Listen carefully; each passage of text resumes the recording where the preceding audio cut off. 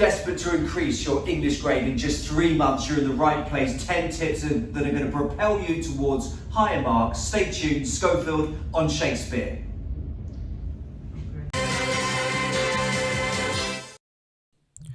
Tip 1. Buy cheap second-hand books on eBay. Everything is so expensive these days, but not second-hand books, so many of these remain as cheap as chips. But where to start if you've slightly got out of the habit of reading regularly? Get stuck into a few of these beauties.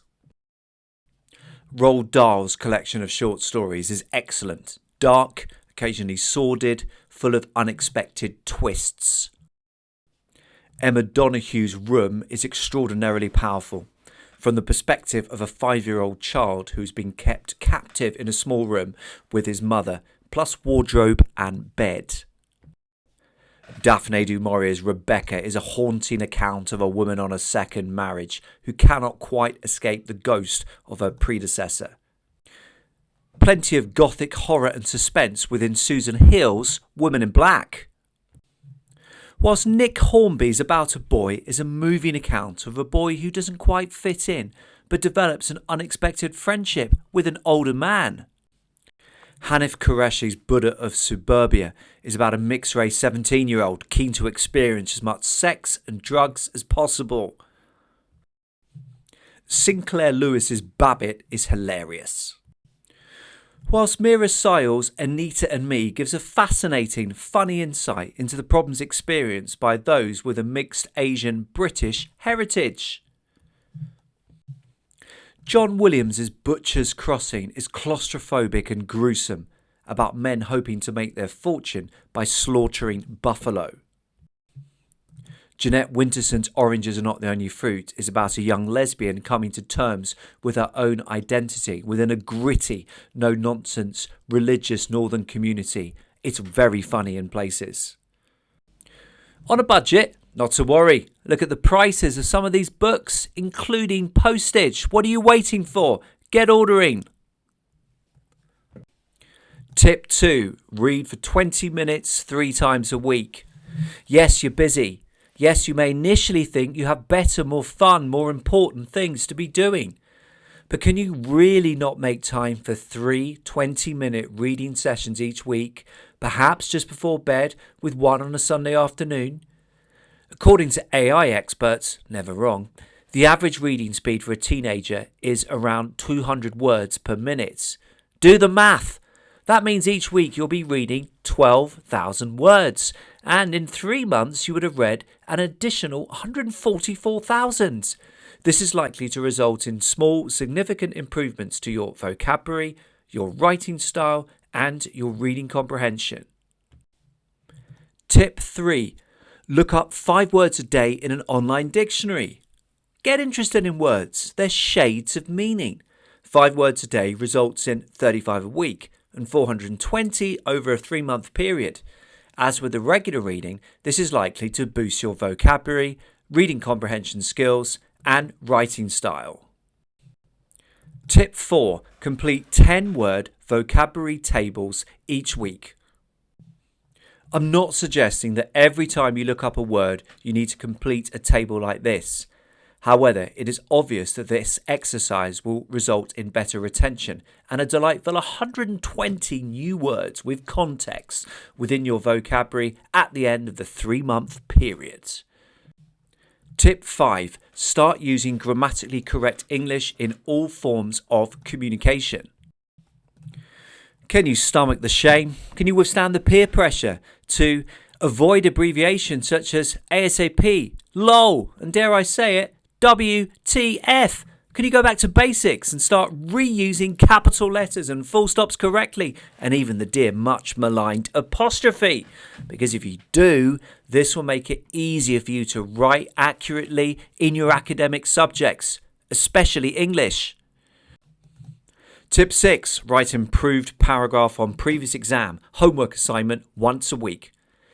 Pupils in school spend so much time churning out homework pieces before moving on to the next task in a never-stopping travelator.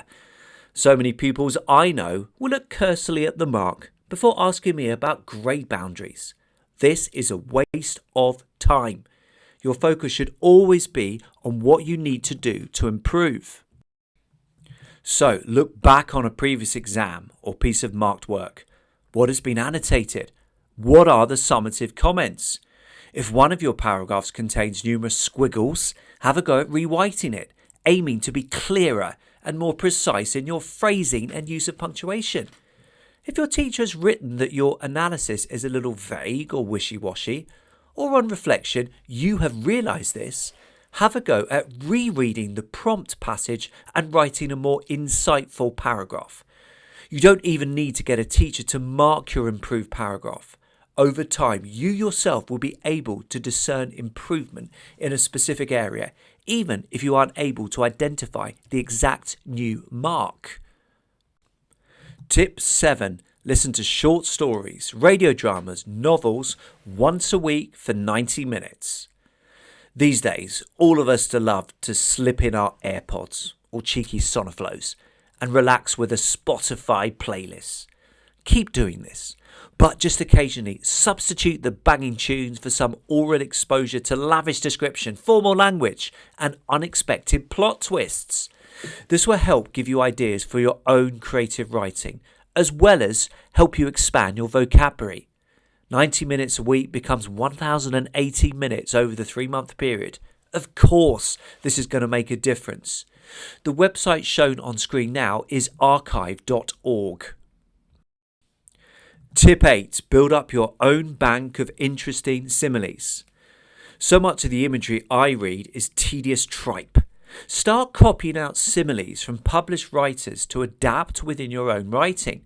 And you can find these by doing an online search for the word like.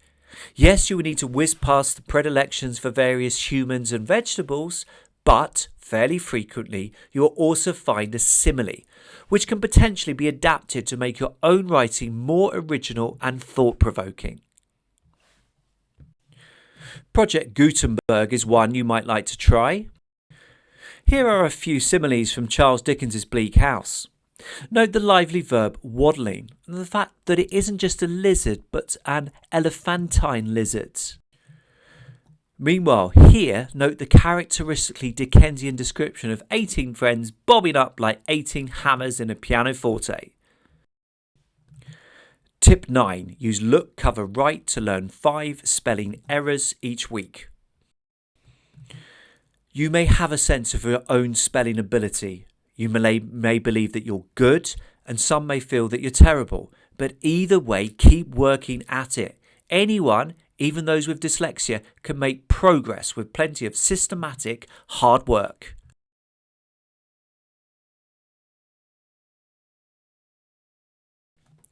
Tip 10. Keep a handwritten diary. Write at least 1 paragraph every day. Hideously old-fashioned, but 2 factors massively in its favour. 1. Practice really does make perfect. The more you write, the better you get at it. 2. You are likely to be handwriting future exams.